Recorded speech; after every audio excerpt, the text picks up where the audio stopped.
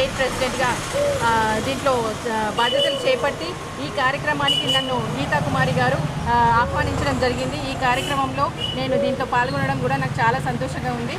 Thank you Geeta Kumari garu. Thank you for everyone. Forum start అయ్యి national human rights protective forum start అయ్యి 4 సంవత్సరాలు అవుతుంది. ఈ 4 సంవత్సరాల నుంచి కూడా మనం మట్టి విగ్రహాలను పంపిణీ చేస్తున్నాము.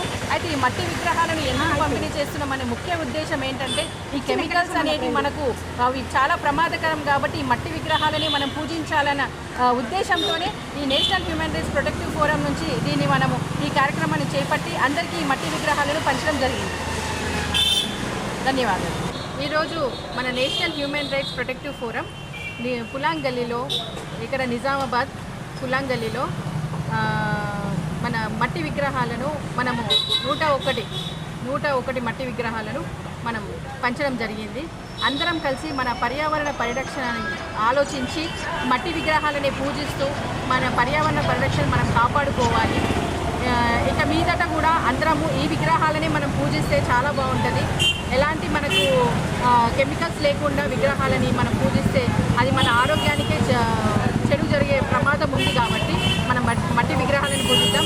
ఈ కార్యక్రమంలో మన సెక్రటరీ గారు అండ్ జనరల్ సెక్రటరీ గారు సతీష్ కుమార్, నవీన్ కుమార్ గారు, నెక్స్ట్ మన సెక్రటరీ ఉమెన్ వింగ్ నుంచి సెక్రటరీ గారు అన్నపూర్ణ గారు, నెక్స్ట్ కాన్స్టిట్యుయెన్సీ సెక్రటరీగా మన గీతా కుమారి గారు నిన్ననే మనకు అపాయింట్మెంట్ జరిగింది.